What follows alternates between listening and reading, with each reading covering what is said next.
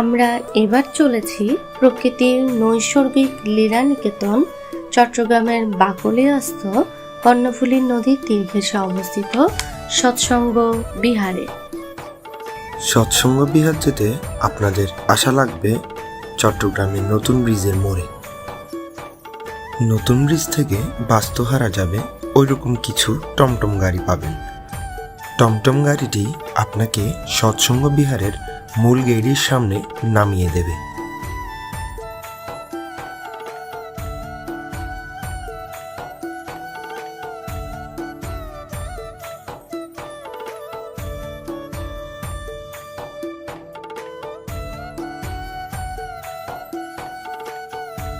মানুষ আপন টাকা পর, যত পারিস মানুষ ধর।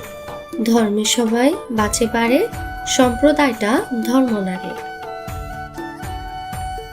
শ্রী শ্রী অনুকূলচন্দ্র ঠাকুর 1929 সালে সৎসঙ্গ নামে একটি ধর্মীয় সংগঠন প্রতিষ্ঠিত করেন, যার পরিপ্রেক্ষিতে ভারত, নেপাল, ইউরোপ, বাংলাদেশ সহ আরও বেশ কিছু দেশে ছড়িয়ে রয়েছে এই সংগঠনের কেন্দ্রগুলো, যার মধ্যে চট্টগ্রামের সৎসঙ্গ বিহার অন্যতম।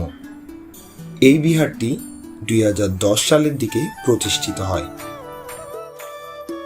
এই বিহারটিতে রয়েছে আচার্য ভবন, অতিথিশালা, তপবন বিদ্যালয়, গ্রন্থাগার, চিকিৎসালয়, আইসিটি শিক্ষার সুযোগ ছাড়াও ফুলের বাগান, বৃক্ষ উদ্যান এবং দৃষ্টিনন্দন পুকুরঘাট।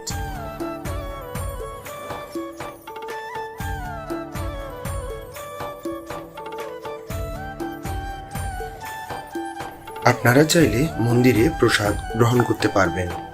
প্রসাদ গ্রহণের জন্য আগে থেকে জানিয়ে রাখতে হয়। প্রসাদ বাবদ আপনার কাছ থেকে প্রণামী নেওয়া হবে 70 টাকা।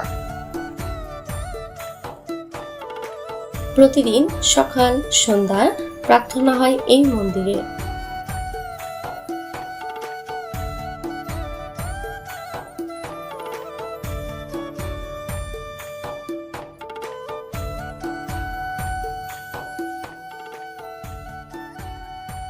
সৎসঙ্গ আশ্রমের আশেপাশের প্রকৃতি আপনার মনকে শান্ত ও শুদ্ধ করে তুলবে।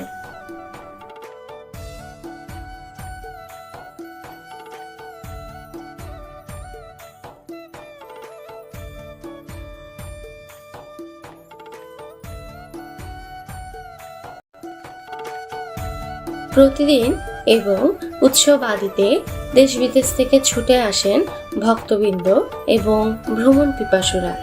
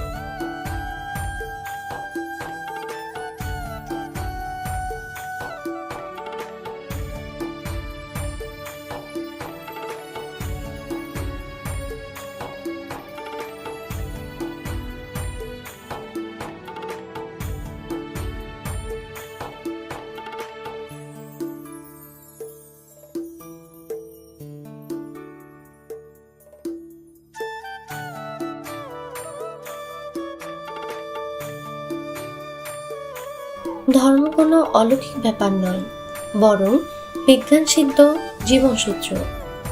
ভালোবাসা মহামূল্য, যা দিয়ে শান্তি কেনা যায়।